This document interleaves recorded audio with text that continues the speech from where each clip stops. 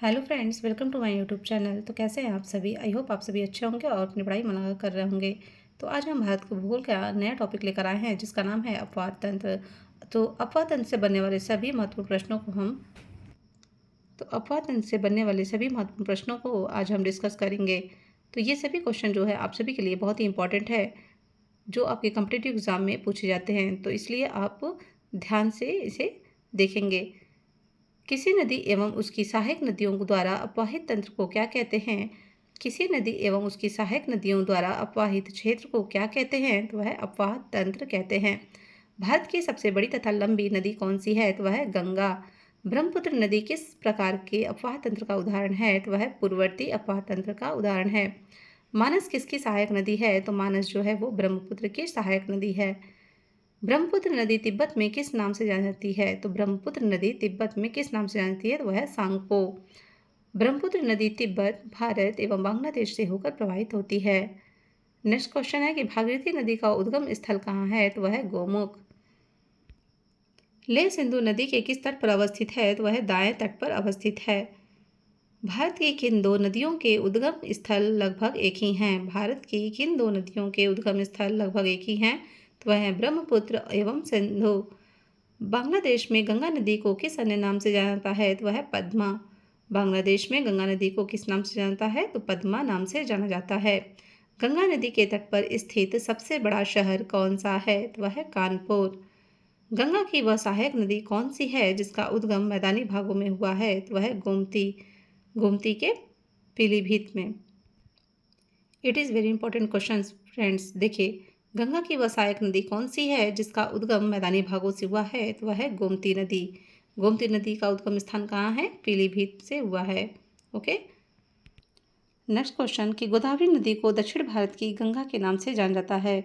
तो किस नदी को दक्षिण भारत की गंगा के नाम से जाना जाता है? तो वह है गोदावरी नदी। गोदावरी नदी को दक्षिण भारत की गंगा या वृद्ध गंगा के नाम से भी जाना जाता है। नेक्स्ट क्वेश्चन कि सिंधु, ब्रह्मपुत्र एवं सतलज नदियों का उद्गम स्थल कहाँ है? तो वह है तिब्बत। केदारनाथ से रुद्रप्रयाग के मध्य कौन सी नदी प्रवाहित होती है? तो वह है मंदाकिनी। मंदाकिनी नदी किस जल प्रवाह अथवा मुख्य नदी से संबंधित है? तो वह है अलकनंदा। बद्रीनाथ का प्रसिद्ध मंदिर किस नदी के तट पर स्थित है? तो वह है अलकनंदा। यमुना नदी का उद्गम स्थान कहाँ है? तो यमुना नदी का उद्गम स्थान बंदरपुर श्रेणी से यमुनोत्री हिमनद से हुई है। यमुना नदी की उत्पत्ति। दामोदर नदी किस नदी की सबसे बड़ी सहायक नदी है? दामोदर नदी किस नदी की सबसे बड़ी सहायक नदी है? तो वह हुगली की सहायक नदी है। नेक्स्ट क्वेश्चन, हिमालय प्रदेश में कौन सी प्रमुख नदियाँ प्रवाहित होती हैं? हिमालय प्रदेश में कौन सी प्रमुख नदियाँ प्रवाहित होती हैं? तो चिनाब, रावी और सतलज। सबसे अधिक मार्ग परिवर्तित करने वाली नदी कौन सी है? तो वह है कोशी नदी, जो बिहार में बहती है। दामोदर नदी छोटा नागपुर पठार के पलामू जिले से निकलती है। दामोदर नदी छोटा नागपुर पठार के पलामू जिले से निकलती है। पूर्व की ओर बहने वाली भारत की नदियों में से किस एक में निम्नावलन के कारण विभ्रंश घाटी का निर्माण हुआ है? तो वह है दामोदर नदी। उत्तर प्रदेश एवं मध्य प्रदेश राज्यों में संयुक्त राजघाट नदी घाटी परियोजना किस नदी पर निर्मित की गई है? तो वह है बेतवा नदी पर निर्मित की गई है। नेक्स्ट क्वेश्चन कि भारत की किस नदी पर विश्व का सबसे ऊंचा पुल बनाया गया है? तो चिनाब नदी पर बनाया गया है। भारत की किस नदी पर विश्व का सबसे ऊंचा पुल बनाया गया है? वह चिनाब नदी पर बनाया गया है। नर्मदा एवं ताप्ती नदियां समुद्र में गिरते समय किस संरचना का निर्माण करती हैं? तो वह ज्वारनदमुख यानी कि एस्टुरी का निर्माण करती हैं। भ्रंश घाटी से प्रवाहित होने वाली दो मुख्य नदियां कौन सी हैं? नर्मदा एवं ताप्ती। पश्चिम वाहिनी नदी नर्मदा उत्तर में विंध्य पर्वत तथा दक्षिण में सतपुड़ा पर्वत के मध्य भ्रंश घाटी से होकर प्रवाहित होती है। नेक्स्ट क्वेश्चन, अरब सागर में गिरने वाली दो प्रमुख नदियां कौन सी हैं? तो वह नर्मदा एवं ताप्ती। सोन तथा नर्मदा का उद्गम स्थल कहाँ है? वह अमरकंटक। सोन तथा नर्मदा का उद्गम स्थल कहाँ है? वह अमरकंटक। नर्मदा नदी किस दिशा की ओर प्रवाहित होती है? नर्मदा नदी किस दिशा की ओर प्रवाहित होती है? तो वह पश्चिम। लूनी नदी किस प्रकार के अफवाह का उदाहरण है? तो वह भूमि बंधित या अंतर्वाही। बिहार में निर्मित त्रिवेणी नहर में किस नदी से पानी आता है? बिहार में निर्मित त्रिवेणी नहर में किस नदी से पानी आता है? तो वह गंडक नदी से पानी आता है। नेक्स्ट क्वेश्चन है कि कपिला किस नदी की सहायक नदी है? कपिला किस नदी की सहायक नदी है? तो वह कावेरी नदी।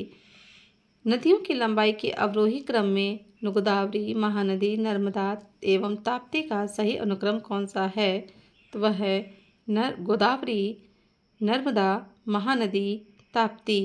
गोदावरी जिसकी लंबाई है 1465 kilometre, Narmada 1312 kilometre, Mahanadi 851 kilometre और ताप्ती 724 किलोमीटर है।